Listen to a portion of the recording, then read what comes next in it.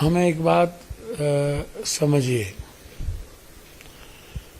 हर भाषा का रेस्पेक्ट है। यदि इंग्लिश का रेस्पेक्ट है, हिंदी का रेस्पेक्ट है, उड़िया का है, कन्नड़ का है, मलयालम का है, मराठी का है, गुजराती का है, मैथिली का है, भोजपुरी का है, नागपुरी का है, मगही का है, बंगला का है। हमारा संविधान हमारे विचारों को और हमारे अधिकार को रेस्पेक्ट देती है, संरक्षण देता है, संघीय व्यवस्था है। कोई भी लॉ जो है हमें ये राइट्स देता है कि हम अपने देश के नागरिक हैं, यह मेरा देश है और हम संविधान से बंधे हैं। मुख्य कानून नहीं हो सकता। हिटलर और जार जब मिट सकता है, रावण कंस यजीद जब खत्म हो सकता है, तो ये हमेशा अलग अलग नेताओं की अलग अलग भाषा, जब जब तानाशाह को डर होता है तो आतंक पैदा किया जाता है। तानाशाह जब भी कोई बनता है तो उसके वह कायर होता है, इसको समझ लीजिएगा। ताकतवर विचार के लोग और संविधान और लोकतंत्र में भरोसा रखने वाले, सनातन की संस्कृति सार्वभौम की बात करने वाला और जिसका जीवन दर्शन ही वसुदेव का हो, वो कभी तानाशाह नहीं हो सकता। गांधी, सुभाष चंद्र बोस, लाल बहादुर शास्त्री, आप हिस्ट्री उठा के विवेकानंद, कबीर, नानक, बुद्ध, कोई भी देश की संस्था विचार कभी तानाशाह नहीं होता। अब ही हर तरह के विचारों को हम थोपते हैं। बिहार हो या यूपी के लोग या कहीं के लोग, वो हमारे हैं और उस पर किसी भी तरह का अनैतिक विचार थोपे जाएंगे तो उसका विरोध होगा। 300 तो बिहार भारत के ही लोग गायब हैं। नेपाल के विदेश मंत्री ने अभी बात किया है। और 4-5 जिले में आधे से अधिक आबादी बची नहीं। 25,000 से ऊपर लोग डेथ किए हैं।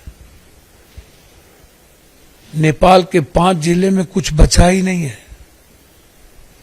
और एक बार की त्रासदी नहीं है, ये तीसरे बार है। और लगातार दुनिया के वैज्ञानिकों का कहना है कि समुद्र परमाणु से 5 तले ज्यादा गर्म है। महाराष्ट्र बचेंगे क्या? हिमाचल, उत्तराखंड और जम्मू कश्मीर में 650 से ज्यादा बड़ी बड़ी ग्लेशियर बन चुका है, जहां 18, 20, 28 से ज्यादा नहीं थे। और तापमान इस ऊंचाई की ओर चला गया है कि हर साल इस तरह के प्रकोप देखने को मिलेंगे। पूरी तरीके से ग्लेशियर पिघल रहा है। और ना तो चीन, ना तिब्बत, ना भारत कभी इस गंभीर विषय को विषय माना ही नहीं। नेपाल तो मानेगा ही नहीं, क्योंकि उसके पास अपनी कोई इकोनॉमी नहीं है। या तो वो चाइना पर निर्भर है या तो भारत पे निर्भर है। वह बाजार ही अलग अलग देशों का है। तो फिर आप मुझे बताओ, ये डिजास्टर आता क्यों है? मैं हमेशा कहता हूं ये मैन डिजास्टर है, मैन मेकिंग है, लीडर मेकिंग है। नेताओं के लूट, माफियाओं के लूट, पदाधिकारी के लूट के कारण ये बाढ़ का प्रकोप है। ये भूकंप आए क्यों? 11 पॉइंट क्यों क्रॉस किया? कारण क्या है? ये परिस्थितियां पैदा क्यों हुई? और भारत में हर साल 3 हिस्से बाढ़ के चपेट में क्यों रहते? भैया कुछ दिनों में तो हमें भारत में पानी नहीं मिलेंगे पीने को।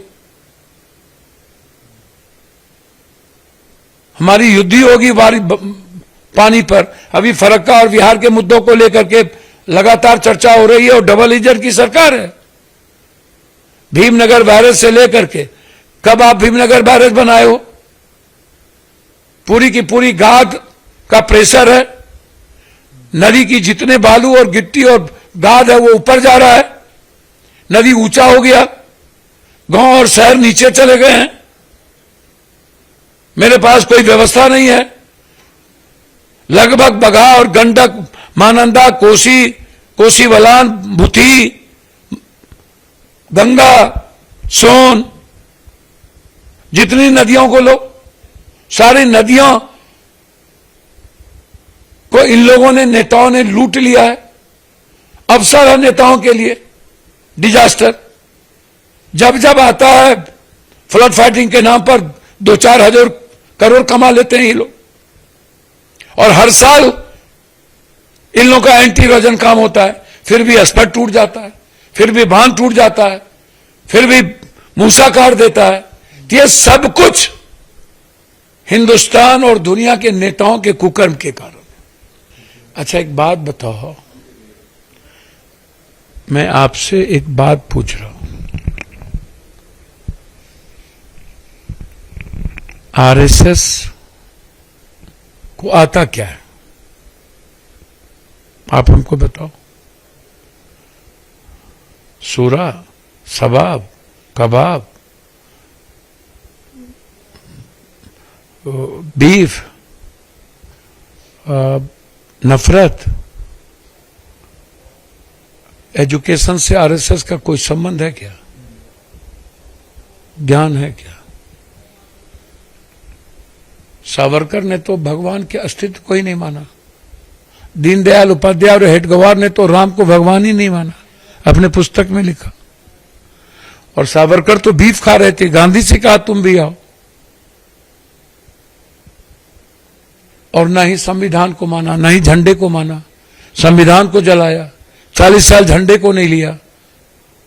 तो ना वो सनातन है, ना वो भगवान को मानते हैं, ना वो संविधान को मानते हैं, ना वो झंडे को मानते हैं। तो मानते किसको है? मनुस्मृति को। किसको? सिर्फ ईस्ट इंडिया कंपनी की तरह 2 से 4 आदमी को भारत की सारी तिजोरी, सारे पैसे विश्व में लगा दो, भारत के लोगों की आर्थिक गुलामी का शिकार बना दो, कर्जदार बना दो, आम आदमी को बेरोजगार बना दो, मुट्ठी भर लोगों के हाथ में सारे सिस्टम दे दो, इतना कर्जदार बना दो, 20,000, 18,000, 22,000, 24,000 नौकरी पेशा वाले को, वह कभी आवाज न उठा पाए, लड़ने की हिम्मत न कर पाए, सिस्टम की तरह कैद रहो। तो इसलिए मोहन भागवत जी के बारे में हमसे बेहतर कंगना जी बताएंगे। अच्छा, एक बात बोले, अलग अलग सबको अपनी बात कहने का, आरएसएस भी अपनी बात कहती है, अच्छे संत भी अपने बात कहते हैं, राम रहीम से लेकर आसाराम, नागपाल भी एक ठो लुट संत है, एक नेता एब्स्टीन सब भी है इस दुनिया में। तो हर आदमी का कोई किसी का, आप इसको समझिए। भारत की जनता परशुराम जी ने जिस तरीके से आतंक के खिलाफ लड़े, इस तरह भारत की परंपराओं को आप देखिएगा तो भारत की जनता हमेशा संवेदनशील रही है। उसके भीतर बहुत नफरत के आस नहीं है। नेताओं ने सभी तरह की परंपराओं को लागू किया है। अब वो लीडर हैं अपनी पार्टी के, उनको लड़ने और बोलने का सबको अधिकार है। जनता को तय करना है। असम में तय किया, बंगाल में नहीं, जो होना था वो हुआ। तो अब किसी व्यक्ति विशेष के बारे में, ना मैं प्रवक्ता हूं, और ना ही मैं किसी को सलाह दे सकता हूं। मैं सिर्फ इतना जानता हूं, टाइम मस्ट बी इम्पोर्टेंट, समय काल पात्र यह जनता तय कर देगी।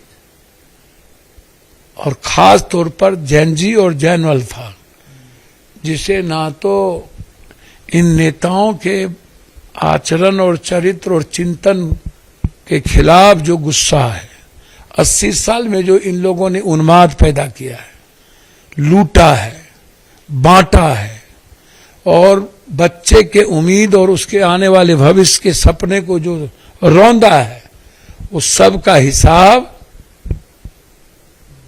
27 में होगा। और 27 से 29 के बीच सब लुटेरे का हिसाब हो जाएगा। भैया मैंने आपको पहले ही क्या कहा, मेरे लिए कोई मुद्दा ही नहीं है। मुद्दा है हमारे सामने महंगाई, चीनी, 200 ऊपर सरसों तेल, चावल, बासमती चावल, एथेनॉल 111 रुपया डीजल और विदाउट एथेनॉल 200 से ऊपर।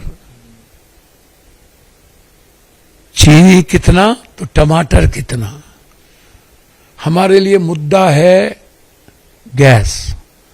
हमारे लिए मुद्दा है, कल भी महाराष्ट्र में एक पेपर का जो एग्जामिनेशन हुआ था वो कैंसिल हुआ। हमारे लिए मुद्दा है जिस तरीके से बिहार या अन्य देश में बच्चों के भविष्य के साथ खिलवाड़ हो रहा है, चाहे वो हिंदी के मुद्दों पर हो, चाहे डोमिसाइल नीति के मुद्दों पर हो, चाहे TR4 हो, UPSC हो, BSc हो, बेट हो, SSC हो। हमारे लिए मुद्दा है मेरे बच्चे का भविष्य। मेरे लिए मुद्दा हिंदू मुसलमान जाति धर्म मजहब नहीं है। हमारे लिए मुद्दा सीधा है, कर्ज से आम आदमी को मुक्त करो। एजुकेशन और हेल्थ के अलावा मेरे लिए कोई मुद्दा नहीं है। हम लोग एजुकेशन और हेल्थ, जैन जी और जैन अल्फा के जो भावना है, उस भावनाओं के साथ हम लोग लड़ेंगे, आगे बढ़ेंगे और इनके हर तरह के